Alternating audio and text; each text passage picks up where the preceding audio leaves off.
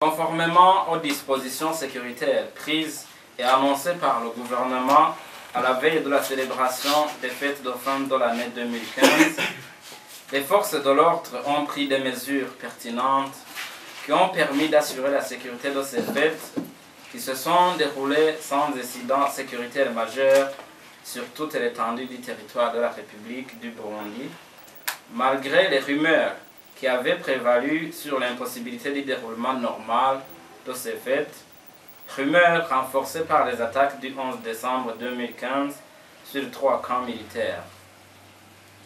Les grands événements qui traditionnellement marquent cette période, comme les croisades, les veillées de prière, les soirées dansantes, les sorties vers les places publiques comme les plages, les marchés, les magasins, les gares routières, les églises, les bars et autres lieux de plaisir ont été sécurisés et se sont déroulés en toute tranquillité dans tout le pays. Néanmoins, les cas d'insécurité suivants ont particulièrement attiré l'attention du ministère de la Sécurité publique. 10 explosions de grenades en mairie de Bujumbura, à Rohero, Mutakura, Cibitoke, Buyenzi et Musaga. Un policier qui a assassiné une mère et son enfant après évasion d'un détenu dans la province de Ruyigi, ainsi que 2 voleurs tués par la population au nord du pays. Tous les cas d'insécurité constatés dans le pays ont occasionné les dégâts suivants.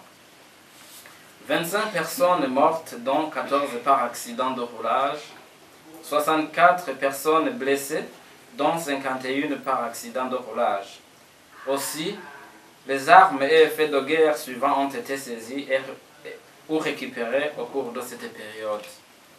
32 fusils de type Kalachnikov, un fusil de type RPG-7, 2 fusils de type pistolet, un fusil de type R4, un fusil de type Uzi, 28 grenades, 29 bombes pour mortier 60, 4333 cartouches.